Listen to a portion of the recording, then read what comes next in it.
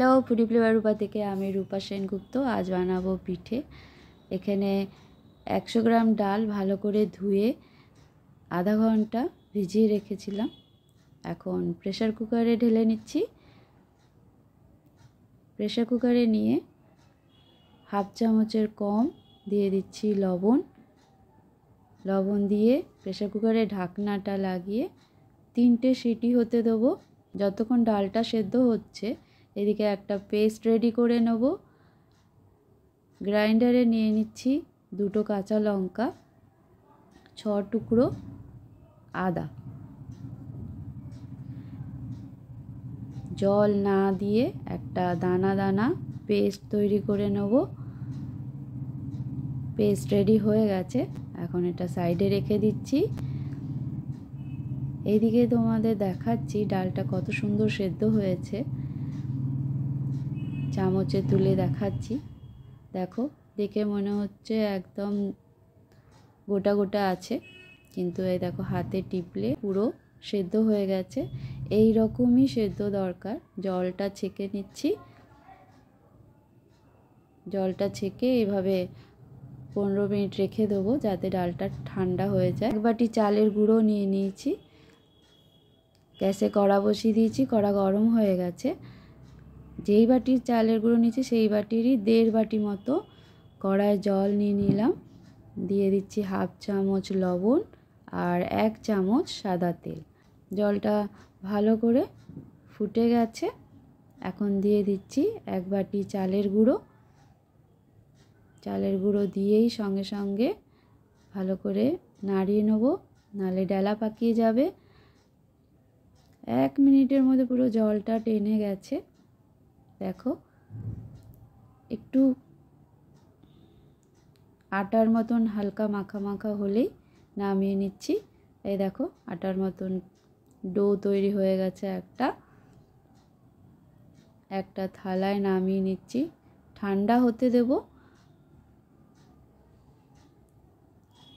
এইদিকে ডালটা ঠান্ডা হয়ে গেছে, এখন একটা গ্লাস নিয়ে নিচ্ছি। এইভাবে একটু ম্যাশ করে নেব। একটু দানা দানা থাকবে সেই রকম ম্যাশ করব। আর একটু ডাল আছে নিয়ে নিলাম, নিয়ে এই ডালটাও ওইভাবেই গ্লাসে হালকা ম্যাশ করে নিচ্ছি। ম্যাশ হয়ে গেছে, এখন গ্লাসটা পরিষ্কার করে রেখে দিলাম। এদিকে নিয়ে নিলাম 1 চামচ আদা কাঁচা লঙ্কা বাটা, অল্প লবণ। এখানে 1 মুঠো কিশমিশ ভিজিয়ে রেখেছিলাম। এখন জল থেকে তুলে হালকা চেপে জলটা বার করে ডালে নিয়ে নিচ্ছি। আর নেব ছোটো বাটির 1 বাটি কোরানো নারকেল আছে, আমি এখন হাফ নিয়ে নিচ্ছি, পরে লাগলে আবার একটু দিয়ে দেবো। এই সব কিছু দিয়ে আলতো হাতে মিশিয়ে নেব। এইভাবে আর একটু লাগবে, দিয়ে দিচ্ছি। নারকেল দিয়ে আরেকবার মিশিয়ে এবার লবণটা টেস্ট করে নেব। লবণ লাগবে, অল্প লবণ দিয়ে দিলাম, দিয়ে আরও একবার মিশিয়ে নিচ্ছি। মেশানো হয়ে গেছে, চালের ডোটাও ঠান্ডা হয়ে গেছে। এখন অল্প ঘি দিয়ে 1 মিনিটের মতন মেখে নেব। একেবারে আটা মাখার মতন একটা মণ্ড তৈরি হয়ে গেছে, রেডি হয়ে গেছে। এবার পিঠেটা তৈরি করে নেব। এখানে আমি অনেকগুলো রেডি করে নিয়েছি, এখন আরেক করে দেখাচ্ছি। এভাবে লেচি নিয়ে এইভাবে সাইডে এইভাবে করে একটা জায়গা বানিয়ে নিয়েছি। ডালের পুরটা দিয়ে দেবো আর দেব কোরানো নারকেল দিয়ে অল্প একটু সাইডে জল লাগিয়ে নিচ্ছি, না লাগালেও চলে, আমি একটু লাগিয়ে নিলাম। এবার 2 পাশটা চেপে মুখটা বন্ধ করে নেব। এইভাবেই সব কটা করে নেব। আমি আরেকটা করে দেখাচ্ছি। এভাবে লেচি নিয়ে হাতের তালুতে গোল করে এখন সাইড থেকে এইভাবে একটু ছড়িয়ে নেব। দেখো একটা জায়গা রেডি হয়ে গেছে। এখন ডালের পুরটা দিয়ে দিচ্ছি আর দেব কোরানো নারকেল। একদম আগের মতন করেই করে নেব। দুপাশটা এভাবে চেপে বন্ধ করে নিচ্ছি মুখটা, আলতো হাতে মুখটা বন্ধ করে নেব। এবার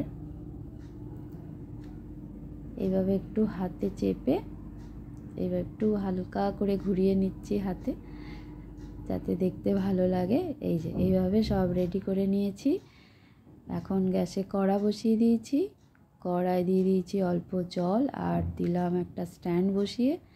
স্ট্যান্ডের ওপরে একটা জালিওয়ালা প্লেট বসিয়ে দিলাম। এখন পিঠেগুলো সাজিয়ে নেব। এবার পিঠেগুলো সাজিয়ে ঢাকনা দিয়ে এইভাবে ফুটোটা আটকে দিচ্ছি।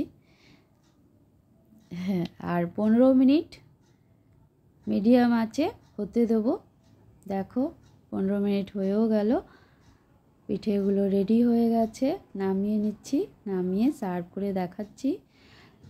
দেখো, ভিডিও যদি ভালো লাগে লাইক শেয়ার সাবস্ক্রাইব করে দিও। Thank you.